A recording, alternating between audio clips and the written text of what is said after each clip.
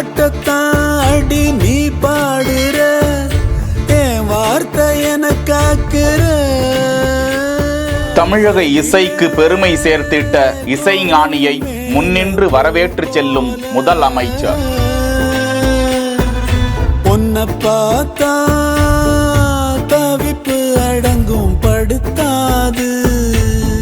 இசைஞானியின் இசை பயணத்தின் பொன் விழா.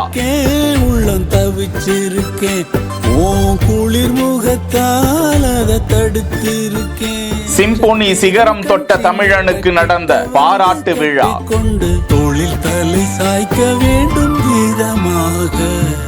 சினிமா உலகத்திற்கு 50 ஆண்டுகள் தனது இசை அமைப்பால், தனது பாடல் திறமையால் ரசிகர்களின் இதயங்களில் குடியிருப்பவர் இசைஞானி இளையராஜா அவர்கள். அவர் இந்திய அரசால் பெருமைப்படுத்தப்பட்டிருக்கும் நிலையில் தற்போது அவரை தமிழக அரசும் தலையில் தூக்கி வைத்து கொண்டாடி இருக்கிறது, பொன் விழா கண்டிருக்கிறது, பாராட்டு விழாவை கோலாகலமாக நடத்தி இருக்கிறது.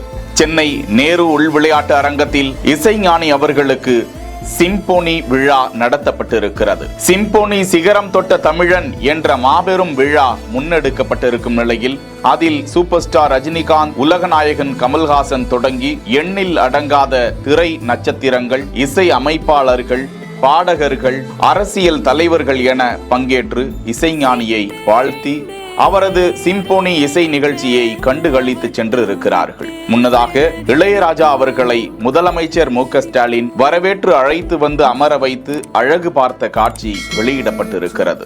செய்திகளை வழங்குவோர் Lexco Holidays, MCR pure cotton club, doctor Srivarma wellness.